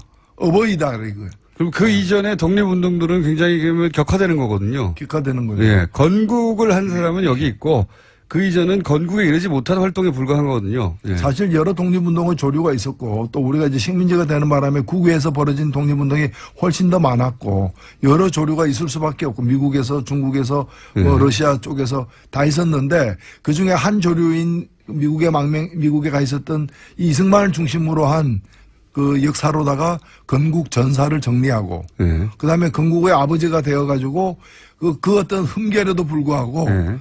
이 건국이라는 위대한 업적 앞에서는 그건 별거 아니다라는 식으로 만들려는 이승만 복원운동이 바로 이 건국절 소동이다. 저는 그렇게 생각합니다. 그 한마디만 더 보태자면 이 이승만 정권의 사실은 소위 건국이라고 표현하는 뉴라이트들이 그 과정에 그 소위 친일파들이 많이 참여했거든요. 예. 그렇게 되면서 친일파들은 건국 세력이 되는 거예요. 만약에 그 이전부터 독립운동 과정부터 따르기 시작하면 독립운동을 한 세력이 아니라 친일을 했던 세력이 되는 건데 그렇게 평가가 되는 건데 이 건국을 한 세력이 중요한 것으로 이제 역사를 정리해 버리면 친일파들도 건국에 동참한 건국 맞습니다. 세력이 되는 겁니다. 아주 정확한 지적입니다. 예. 그거를 노리는 거라고 봐야 되겠죠. 예. 친일 4대 매국 세력들을 갖다가 역사의 어떤 주역으로 다시 예. 세탁하고 환원하는 작업이 건국절 소동이다. 그렇게 해서 이어진 세력의 이제 후손들이 이제 이걸 다시 하는 거죠. 그러니까 결국 자유한국당의 어떤 이 지주, 정신적 지주, 원천이 자유당으로까지 예. 올라가고 더 올라가서 그 친일 부역 세력들까지 올라간다는 그런 뜻이라고 저는 봅니다. 그래서 저는 이 논란은 본인 이 세력이 유리할 게 없다고 보는데도 그걸 포기하지 않고 계속해서 자유한국당을 혁신한다는 분이 와가지고 다시 이 논란을 짚히는 것은 유리하지 않을 것 같은데 하고 있어요. 예. 예. 다른 정당 입장에서는 도움이 되나요? 이렇게 되면? 정의당 입장에서는? 아니 불필요한 역사 논쟁에 자꾸 이제 끌고 가는 건데 제가 볼 때 이게 그 전에 제가 마약이라고 이제 그 마약 역할을 하고 있다. 그러니까 이런 걸로다가 이제 그 현재의 통청을 갖다가 무마시키는 어쩌면 정권을 붕괴시킨 사람들이잖아요. 정권을 단순히 선거를 통해서 빼앗긴 게 아니라 빼앗기기 전에 자유한국당 정권이 박근혜 정권이 붕괴했잖아요.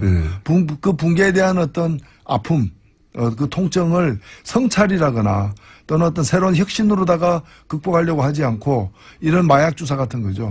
이런 이제 모르핀이군요. 프로폴 조사 같은 이런 걸 갖다 자꾸 만든 거예요, 이제.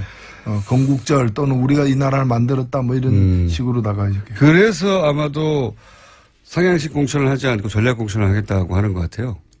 그렇죠. 그러니까 사상 검증을 해서 우리 쪽 예를 들면 이런 건국절 논란에 대해서 그것은 48년 건국이 맞다 하는 사람들만 공천하겠다 뭐 이런 건 것 같아요. 체질이 안 맞죠. 상향식 뭐 이런 거 민주주의 이런 게 잘 안 맞죠.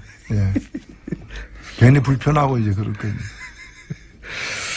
자, 건국절 논란 이야기는 앞으로도 좀 더 나올 것 같아서 여기까지 해놓고요. 하긴 참 이상합니다. 보수는 원래 자기 역사를 더 과장하는 법이거든요. 위대한 이러면서. 근데 이제 자꾸 축소하려고 하니까. 그리고 참 이상한 일이긴 합니다. 네, 그 배경은 이런 게 아니었냐라고 얘기를 나눠봤고.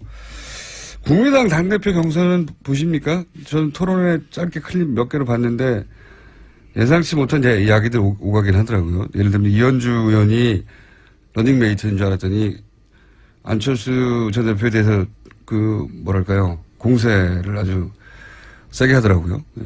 그건 예상 밖이었어요, 저는. 예, 뭐, 아무래도 선거니까 그런 식을 통해서 자기를 부각시키려고 하는 저는 뭐 가장 기본적인 그런 어떤 표현이 아닐까 보여집니다. 이현주 의원 출마는 그러면 순전히 자신의 정치적 입지를 위해서 나온 것이다. 처음에는 뭐 러닝메이트 혹은 뭐 페이스메이커 이런 얘기도 있었거든요.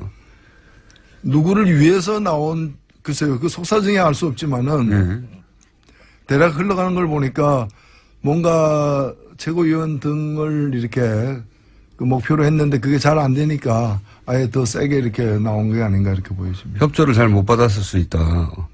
예. 그러니까 안철수 대표 측으로부터 협조를 생각했는데 안 해줘서 그런 거 아니냐. 근데 관심을 모으고 흥행을 시키는 데는 일조한 면이 있죠. 아무래도. 어떻게 될까요? 전망은 어떻게 보십니까? 이 결과. 글쎄요, 뭐, 워낙에, 안 후보가 제일 유리하니까 또 나오지 않았겠느냐 하는 전망들이 많은데 또 결선 투표자라는 또 이 선거제도가 도입됐기 때문에 만일 안 후보가 낙선한다면 이변일 것이다. 이변일 것이다. 이변의 가능성을 현재로서는 뭐 점치기는 어렵다. 이렇게 보입니다. 낙선한다면 본인의 정치적 위상도 큰 상처를 받겠죠. 예. 이 당내 선거에서도 이기지 못하면 그럴 가능성인데 그렇게 높지 않다고 보시는 거죠, 지금은? 예, 뭐, 낙선할 가능성이 높아 보이지는 않은데, 낙선한다고 해도 하면은 끝나느냐. 근데 그게 이제 사람에 따라 다르죠. 받아들이는 사람에 따라서. 이분 같은 경우에는 뭐, 외상후 스트레스가 굉장히 적은 편이어가지고. 외상후 스트레스가. 그러니까요. 굉장히 특이한 케이스입니다. 선거 지고 나면 상처가 굉장히 크고 정신적으로 충격을 많이 받는데 대선을 지금 그렇게 금방 등장하기가 어렵거든요. 사방에서 요구해도 못 나가거든요, 잘. 좀 특이하지 않습니까? 그렇죠. 네. 홍준표 대표 같은 경우는 그 외상후 스트레스가 좀 심한 것 같더라고요. 오히려. 그러니까 어제 8.15 경축식 보면서도 이제, 죄송합니다. 경축식 보면서도 촛불혁명, 촛불잔치 같다. 그게 완전히 이제 촛불 이 당시의 어떤 정신적 충격, 두려움, 이런 게 이제 상처로 남아서 생기는 게 이제 외상후 스트레스인데, 이제 그런 게 좀 강한 것 같은, 여전히 거기서 못 헤어나오고 있는. 홍준표 대표 같은 경우는 당에서 원해서 끌려 나온 측면이 있는데, 또 불구하고 그런데, 안철수 지금 이제 당대표 후보는 다들 나오지 말라고 그러는데 나왔지 않습니까? 그럼에도 불구하고 그런 상처는 별로 느껴지지 않는 특이한 케이스입니다. 예. 나오지 말라고 해서 주저앉으면 이제 끝이다라는 어떤 그런 절박감도 있었겠죠. 자, 그래서 결국은 안철수 전 대표가 지금 전망하는 대로 당대표가 되면 그럼 어떻게 변할까요? 정계 개편이 있을 수도 있다 뭐 이런 얘기도 있는데.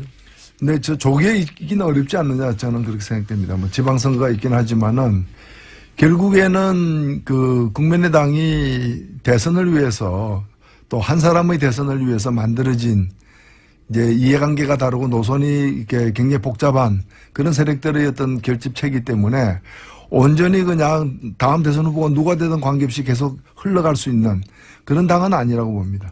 만일 계속해서 다음 대선 후보까지 이제 안 후보로 이렇게 가는 경우에는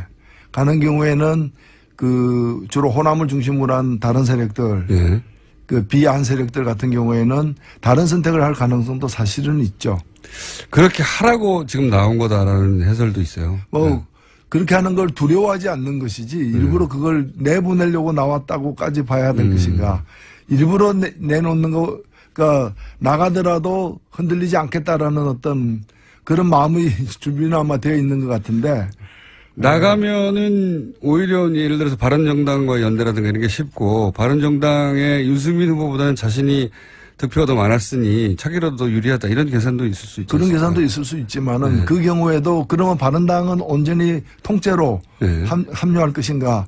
그럴 가능성은 저는 적다고 봅니다. 그렇게 그렇겠죠. 되면은 두 당 다 이렇게 조금씩 이제 그 흩어지면서 자유한국당으로 돌아갈 사람과 민주당으로 돌아갈 사람들이 빠지고 난 세력의 연합 뭐 이런 게 생각해 볼 수 있네요. 그러기에는 시간이 제가 볼 때 너무 많이 남았고 이 지방선거라는 것이 각 지역구 의원들에게 굉장히 중요한 선거임에도 불구하고 자신의 목숨을 직접 거는 선거가 아니기 때문에 다음 총선 다음 총선에 임박해서 그런 일이 벌어질 가능성이 현재로는 더 높아 보이고 아니면 이제 선거제도나 개헌과 관련해 가지고 뭐 권력구조의 심각한 변동이나 또 선거제도의 획기적인 변화 이런 것이 만약 임박해지면 그 타산들이 다 다를 수밖에 없기 때문에 그런 것들이 변수가 될 수는 있지만 조기에 이번 국민의당 경선의 결과가 어떻게 되든 조기에 그런 일이 벌어질 가능성은 좀 적어 보입니다.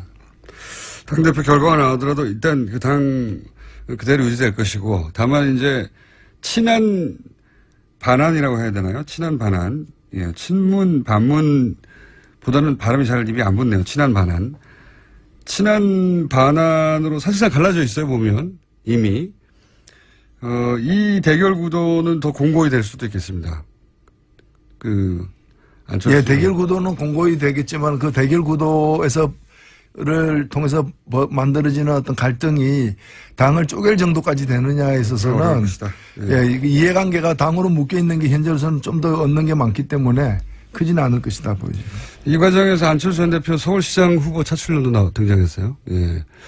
이건 이제 뭐 당대표 하지 말란 얘기죠.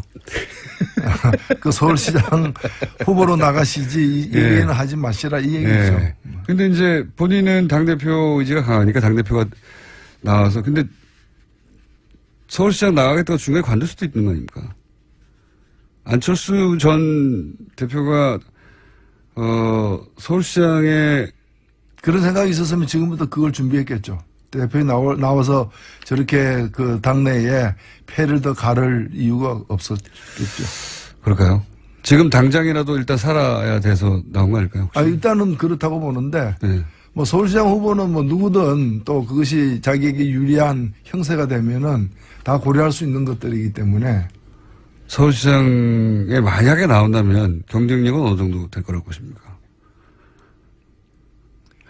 글쎄요, 뭐 그 본인이 굉장히 잘 알고 있을 것 같은데요. 본인이 혹시 대표님도 생각하시는 거 아닙니까? 그래서 지금 말을 막 못 하시는 거 아니에요? 그냥 소위 부답이라고 웃으면서 아무 답을 하지 않았다 이렇게 정리를 하겠습니다. 그럼 가능성이 없는 게 아니군요. 왜냐하면 저희끼리 리얼미터 통해 가지고 잠재적 서울시장 후보군을 놓고 지지도 조사 같은 거 이제 곧 할 텐데 누구 넣냐 빼냐 막 얘기 많거든요. 거기 노회찬 대표님도 넣어야 돼. 막 이런 얘기 하고 있는 와중인데 넣을까요? 소위 부답입니다. 그럼 넣는 것으로 관심 있으시군요. 그럼 박원순 서울시장도 삼선 의지를 거의 표명한 것과 마찬가지라서 공식적으로 본인 입으로는 안 했지만 언론 보도로 박원순 서울시장하고 붙을 수 있지 않습니까? 박원순 서울시장보다 노회찬 내가 더 나은 점. 저는 박원순 서울시장 공동선대위원장을 한 사람입니다. 그렇긴 하지만 그렇긴 하지만 나가서 다시 붙을 수 있지 않습니까? 지금 뭐 그게 그거보다 더 중요한 이슈들이 많습니다. 그러면 본인이 박원순 시장보다 나은 점 한 가지만 얘기해 주세요. 일단 머리숱이 더 많고요.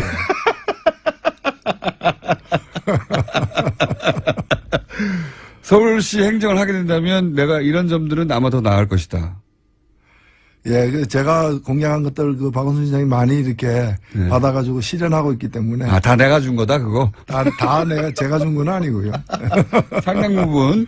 상당 부분이라기보다는 네. 그런 것들도 꽤 있다는 말씀입니다. 그러니까요. 본인이 만약에 서울시장을 하면 이건 내가 더 잘할 수 있겠다. 이런 대목은 없으십니까? 머릿속 별로 말고. 생각을 안 해봤습니다. 생각해 보셨으면서. 아유, 처음 알게 됐습니다. 예. 노회찬.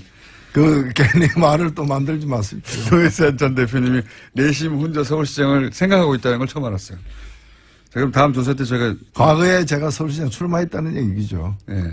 출마해서 떨어지셨죠. 예. 떨어지셨는데. 그 얘기는 그만하시고. 아, 이거 새로운 뉴스입니다. 네, 관심 있으신 것으로. 아니, 이런 게 자꾸 만들어지는 뉴스인 거죠. 그래서 여론조사에 넣어요, 말아요. 궁금하죠? 아니, 그걸 제가 왜 상관합니까? 자, 궁금하신 걸로. 넣어서 저희가 결과 수치가 너무 낮게 나오면 뺄게요. 그거는 반칙입니다. 자, 제가 원래 다른 얘기를 쭉 하려고 그랬는데, 예. 그러니까 좀 탈선했어요. 탈선해가지고. 혹시 꼭 했었어야 하는데 못한 얘기 있습니까? 1분 남았다고 할 수도 있는데. 요 얘기 내가 해야지, 빵 터트려야지 하고 준비해온 게 있을 수 있는데. 아니요, 그런 건 없습니다. 우리는 그런 준비는 안 합니다.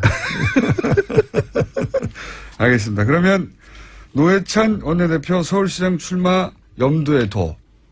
라고 공장장이 계속 이래서 이제 주장하고 있습니다. 그러나 부인하지 않아. 예. 이거는 페이크 뉴스입니다. 예. 부인하지 않아. 묵묵부답, 소위부답. 정의당 노회찬 원내대표였습니다. 감사합니다. 예, 고맙습니다. 맨 마지막 그 빼고. 불친절한 AS. 예. 원래 이 코너는 뉴스공장을 듣다가 마음에 안 들어서 각종 불만과 욕설을 하시면 저희가 그 불만과 욕설에 대해서 그 불만과 욕설을 소개하고 무시하는 코너였거든요. 근데 요즘 불만과 욕설이 점점 줄어들어가지고 참 심심합니다.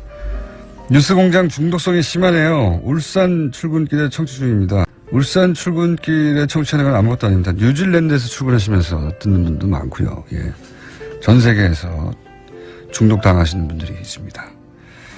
출근길 운전 중 옆차 운전자가 창문을 열고 뉴스공장을 듣고 있길래 엄지를 척했습니다. 엄지척 말고 둘째 손가락을 척해주세요. 1등 하자고. 예. 전체 2등이기 때문에 아직 엄지척은 안 되고 둘째 손가락 정도를 척해주세요. 예. 1이라며. 예. 입으로 1 하면서. 원종우님의 과학하고 앉아있네. 오늘도 재밌었습니다. 라는 문자를 보낸 시간이 8시 12분이에요. 아직 방송이 시작도 안 했는데 본인이 보낸 것으로. 이게 말이 됩니까? 이게 앞뒤가 맞아야지 이게. 아마 본인 아니면 본인의 가족, 친인척, 친구, 선후배에게 시킨 게 아닌가. 이거 끝나고 시작합니다, 코너. 이게 예를 들어서 게시판에 댓글로 왔으면 지난 방송을 듣고 그랬구나 하겠는데 문자로 왔어요. 이것은 범죄 현장입니다. 예.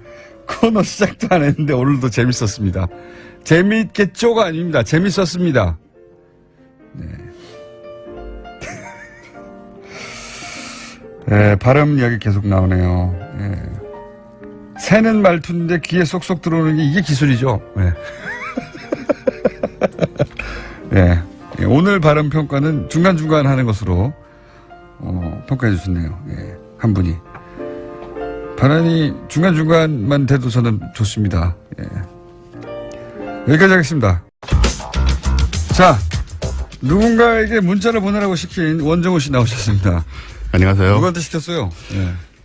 이 방송 듣는 친지 가족 여러분들 이렇게 티나게 하시면 안 되고요. 그러니까 8시 45분 이후에 해야죠. 네. 좀 들으시고. 8시 12분에 하면 어떡합니까? 오늘도 재밌었어요를. 그러니까요. 예. 예를 들어서 9시 12분에 해도 안 돼요. 왜냐하면 이 문자가 그럼 다음 방송으로 넘어가거든요. 이 문자들이 다음 방송으로 날아가거든요. 그러니까 오로지 8시 45분부터 8시 55분 사이에 보내야 됩니다. 네, 저희 친족들을 대표해 사과드리겠습니다. 네. 요즘 노회찬 대표님하고 즐거우시죠? 원종호님의 과학하고 앉아있네. 오늘도 재밌었습니다. 느낌표 2개. 네. 제가 보낼 날은 그대로 보내긴 했는데 이거 예약 문자로 보내면 아니야? 시간 잘못 설정해가지고. 어르신들이 시간을 잘 못 맞춰요. 자, 오늘은 뭡니까 주제가? 근데 일단 노회찬 대표님하고 즐거운 시간을 보내고 계신 것 같아서 저는 진지한 얘기로. 네, 뭐 최근에는 포기하고. 그렇게 자꾸 자락을 깔더라고요. 진지하게 했다면서. 네. 그러면서 한 번이라도 터지면 그런 거죠 뭐. 네. 저도 살아야 되니까. 자, 오늘은 뭡니까? 왜 작년까지 여름마다 전력난 되풀이됐었잖아요. 기억나세요? 네, 전력난. 저희가 한 번 다뤘습니다. 한 번 더 다룰 예정인데 네. 전기가 왜 갑자기 남냐고. 그러니까요. 거기도 하여튼 복잡한 복마전이 있더구만요. 예. 네. 남는 정도가 아니고 한 2년 전 뭐 이럴 때는 공무원들 그 공공기관에 전부 여름에 맞습니다. 에어컨을 거의 28도까지 틀게 해가지고 제가 갈 일이 많았는데 갈 때마다 되게 지옥이었거든요. 말도 안 되는 짓이었어요. 생각해보면. 예. 그분들은 얼마나 고생이며. 그리고 생각해보세요. 가게에서 에어컨 켜놓고 문 열었다고 단속한다고 지자체에서. 또 비쌌어요. 뭐 200만 원인가 뭐 그렇게 그러니까 벌금을. 지금 생각해보면 참 어처구니 없는. 예. 네. 그럼 알아서 하면 되는 거죠. 자기가 자기 전기세를 조절해 가며 쓰면 되는 건데 무슨 대형 공장도 아니고 그러니까요. 조그만 가게들 에어컨 켠 채 문 좀이라도 열려 있으면 가서 지자체 단속하고 벌금 때리고 네. 그 뉴스로 되고 그랬거든요. 그러다가 올해는 전기가 왜? 남아돌아서. 그러니까 네. 갑자기. 근데 뭐 일부 발전소가 좀 가동을 시작하긴 했대요. 예. 근데 그게 중요한 게 아니고 어떤 전력 예비율 이거 되게 중요하고 전력 예비율 자체가 주목구구다. 주먹구구라는 말이 있죠. 예. 근데 이제 저는 그런 지적을 하려는 것은 아니고 어쨌든 간에 결국은 에너지는 계속 모자라게 되고 네. 이게 근본적인 해결책은 필요한데 좀 화석 연료는 이제 고갈되게 돼 있으니까. 그렇죠. 어쨌든. 거기다 이산화탄소 문제 있고 뭐 원전 위험성이란 건 어쨌든 존재하는 것이고 분명히. 네. 그래서 재생에너지에 눈을 돌릴 수밖에 없거든요. 당연히. 네. 예. 그래서 제가 이제 2008년에 S본부에서 네. 에너지 다큐를 만들어서 휴스턴 영화제 대상을 받은 사람이잖아요. 그때 작가로 참여하신 걸로 제가 알고. 네, 메인 작가로서 예. 특채돼서 방송 역사상 좀 없는 일이었습니다. 특채돼서 그거 하나 하고 끝났죠. 그 전에 또 하나 하고요. 제가 그만뒀죠. 더 이상 올라갈 데가 없으니까. 한 편 하고 끝난 네, 작가 인생. 그렇습니다. 상을 너무 많이 받아서 예. 아무 흥미도 없어졌어요. 어쨌든 이 문제에 관심이 갈 수밖에 없는데 이제 뭐가 문제냐. 혹시 이런 것도 다루셨나요, 그동안? 어떤 거요? 이 재생에너지의 한계들. 그거는 제가 예전부터 관심 대상이었어요. 왜냐면은 예를 들어서 태양열 패널을 깔게 됐을 때의 문제점들. 그렇죠. 또는 뭐 풍력 발전했을 때 소음 문제. 네. 또는 뭐 조력 발전의 문제. 뭐 하여튼 이 재생에너지 기술도 초창기다 보니까 네. 재생에너지는 무조건 좋을 것 같은데 그로 인한 환경 문제도 있다. 있죠. 예. 그런 지적도 물론 이제 이 지적을 너무 과하게 할 필요는 없어요. 네. 그것도 극복해야 할 대상인데 화석 연료가 미치는 전지구적 그 폐해에 비하자면 아무것도 아니거든요. 그런데 그렇죠. 그쪽은 뭐 인류 멸망 방향이니까. 그러니까요.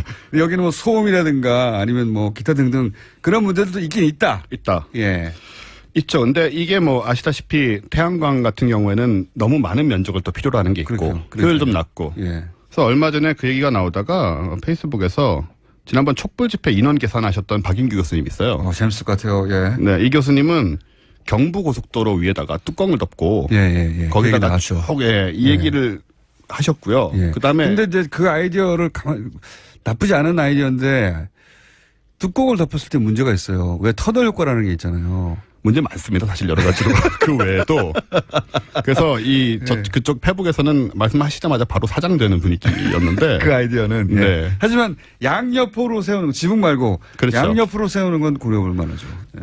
그리고 이제 바다에다가 뭐 띄우자. 네. 이런 얘기도 있었는데, 풍력의 경우는. 바닷물이 이렇게 덮으면 누가 닦나요? 그런 문제가 있죠. 소금 마르고 그럴 텐데. 네, 굉장히 금방 부식되고 예. 그런 거 있고, 그리고 풍력 경우에는 이제 거대한 구조물을 세우니까 이게 생태계에 영향을 준다는 지적이 있고, 그럴 수 있습니다. 여러 가지 한계가 있는데 사실 이거보다 더 중요한 문제는 이 재생에너지 시스템이 기저 전력량을 확보해주지 못한다는 겁니다. 효율이 떨어진다. 예. 이게 사실 기저 전력량이라는 게 뭐냐면요. 전력 공급에서는 일정한 수준의 전력량을 항상 안정되게 유지하는 게 중요하거든요. 네. 그러니까는 이만큼은 항상 있다. 그걸 하려면 이게 제가 연료를 투입해서 그 연료만큼 얼마만큼 전기가 나온다는 걸 항상 알고 있어야 됩니다. 불 예를 들어서 불을 떼면 네. 물이 떨어지면 뭐 네. 원전을 돌리면 그렇죠. 그걸 알 수 있어야 되는데 그래야지 전력 수급 계획을 세우고. 그렇죠. 햇빛이 언제 들어갈지 모르고 모르죠. 그러니까. 바람이 예. 언제 불지 모르고. 네. 그러니까 아무리 많이 만들어져도 전기가 이 들쑥날쑥한다는 거 환경이나 날씨에 의해서 이렇게 되면 이제 전력 생산량을 일정하게 할 수가 없어요. 그래서 생산 계획도 수립할 수가 없고. 현재 기술로는 그렇습니다. 예. 현재 기술로는. 축전 기술이 대단히 발전하면 잠깐 햇볕이 나와도 뭐 전력을 붙잡고 있을 수도 있겠죠. 그럴 예. 수도 있죠. 그쪽에 연구도 있는데 예. 어쨌든 그러다 보니까 계속 화력 원자력 얘기가 나오는 거거든요. 예. 기저전력 바탕을 확보하고 예. 이 재생에너지로는 이제 예비 전력들을 만들어서 이제 준비해 놓는다. 이런 보조적으로 가자. 그런 개념이 되는 건데 이래 가지고는 한동안 탈 화석 연료, 탈 원전은 좀 어려운 상황이죠. 예, 지금 기준 현재 기준은 그렇습니다. 그렇죠. 예. 그래서 이제 제가 갖고 온 게 뭐냐면 지열 있잖아요. 지열 알긴 아실 거예요. 오래전부터 나온 얘기 아닙니까 지열? 예. 네. 이게 재생에너지 중에 장점은 뭐냐면 날씨 영향을 덜 받는 겁니다. 항상 땅은 뜨거우니까요. 땅속은. 땅속은 벽에 영향을 안 받으니까요. 그래서 전력 생산량을 조절하고 유지할 수 있다. 기저 전력에 도움이 된다는 건 강점이에요. 그래서 아이슬란드 뭐 잘 아시겠지만 네. 그렇게 온천 많은 데서는 지열로 에너지를 많이 얻고 있거든요. 네. 근데 일본엔 지열 발전이 별로 없습니다. 왠지 아세요? 왜요? 온천이 있는 지역 대부분에 목욕탕이 있습니다. 네. 그 목욕탕이 너무 많아가지고 료칸이라고 그러죠. 지열을 목욕탕으로 이미 다 쓰고 있기 다 때문에. 쓰고 있기 때문에 지열 발전소를 만들기가 굉장히 어려운 상황이에요. 지을 장소가 없군요. 이게 농담이 아니고 정말 그렇습니다. 심각한 네. 문제예요, 일본에서는. 지열 발전소 자리를 온천들이 다 차지했다. 그렇습니다. 예. 잘 쓰고 있네요. 예. 잘 쓰고 있죠, 나름은. 예. 저도 한번 가고 싶긴 한데, 원숭이들도 이렇게 하고 있고요. 예, 우리나라 같은 데서는 백두산 주변 아니면 그렇죠. 일부산 원숭이들이 그런 네. 온천에서 얼마나 편안해 보입니까, 그런 걔네들. 사진들 많이 나오고. 예. 생태계를 위해서 굉장히 좋은 일이고요. 예. 우리나라 같은 데서는 백두산 주변만 이게 가능하고 네. 사실상 화산지대가 아니기 때문에 그러니까 이게 문제입니다. 지열 발전은 화산지대가 아니면 할 수 없다. 이때까지 알려지기로는. 예. 그런데 그래서 새로 나온 게 뭐냐면 비화산 지역 지열 발전이라는 거예요. 이게 좀 신박해요, 근데. 오호.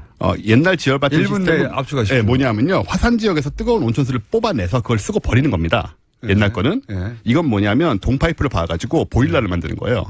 그래서 동파이프에서 물이 계속 돕니다. 그냥 위에서 넣은 물이 밑에 내려가면은 저 화산지대만큼 뜨겁진 않지만 이제 따뜻한 거죠. 그래서 열교환 방식으로 보일러랑 똑같아요. 물을 이게 넣어서 그걸 땅에서 뜨겁게 만들어서 끌어올려서 지구의 온도로 하네요. 네, 그렇습니다. 지구 표면의 온도라죠. 지구 표면을 온도로 생각하고. 그렇죠. 예. 네. 그 다음에 지구 핵을 지금 연탄으로 생각하는 거 아닙니까? 핵까지는 아니더라도 한 4, 5km 내려가면 연탄으로 생각을 하는 거고. 네. 이렇게 되면 장점이 괜찮네요. 뭐냐면, 물을 일단 온천수를 끌어내서 버리는 게 아니기 때문에 물 안에 있는 이제 물이 안 없어지죠. 하지만 땅 밑에 깊숙한 곳에 어마어마한 양의 파이프를 심어야 되잖아요. 그래서 이게 생각만큼 양이 많이 들진 않고요. 초기 투자는 좀 있는데 굉장히 중요한 점은 뭐냐면 우리나라가 지금 지열도가 완성돼 있지는 않은데요. 지열 지도가 생각보다 특히 경북 포항 이런 데는 이제 지하 지열이 상당히 높아요. 화산은 아닌데. 그래서 요거 같은 경우에는 큰 거를 뭐 원전처럼 세우는 게 아니고 좀 작은 규모로 이제 지열을 확인한 다음에 여기저기 세우게 되는 거죠. 그러면 우리나라 같은 경우에 기술적으로 확인을 해보면 이것만 제대로 세워도 원전 10개에서 15기 정도를 커버할 수 있다라는 게 지금 그 계산 결과인 거예요. 대단하네요. 그러니까 우리는 지열 못한다고 생각을 했는데 지열을 할 수 있다는 거고 지금 이제 새로운 기술이 나와서 저는 기저전력을 이제 마련할 수 있다는 점에서는 이쪽에 좀 관심을 지열로 가져야 된다. 기저전력을 하고 네. 그다음에 뭐 태양력이나 풍력 같은 건 더 개발하되 그렇죠. 보조전력으로 하고 네. 그래서 전체적으로 뭐 5년이나 10년 혹은 15년, 20년 계획에 따라서 그런 거죠. 탈원전을 이걸로 대체해 갈 수 있다는 그런 생각을 하는 겁니다. 재밌는 이게 언제 나온 기술입니까? 기술이 나온 지는 좀 됐는데 우리나라에서 적용돼 가지고 실제로 이제 지금 뭐 만들고 있어요. 포항 쪽에서는. 네, 그래서 테스트 해본 결과 테스트를 하면서 이제 지금 상황을 보는 건데 아무튼 굉장히 뜨거운 물이 올라오기 때문에 그 물이 계속 순환한 거거든요. 파이프 안에서. 그러니까요. 보일러라는 게 뭐 별건가요? 보일러예요, 보일러. 기름이나 전기로 뜨거운 물 돌리는 건데 그래서 그걸 땅이 돌려준다는 거 아니에요? 그렇죠. 그래서 이제 전기를 지금 생산을 제가 테스트 시작한 걸로 알고 있습니다. 그래요? 좀 관심을 가져보자. 괜찮다. 재밌네요. 네. 오늘은 정말 과학 이야기였습니다. 네네. 자, 문자를 보내는 파토 원정우 씨의 친척분들은 시간을 잘 맞춰주십시오. 여기까지 하겠습니다. 8시 50분 이후로 주세요. 원종훈 씨였습니다. 감사합니다. 내일 뵙겠습니다. 안녕.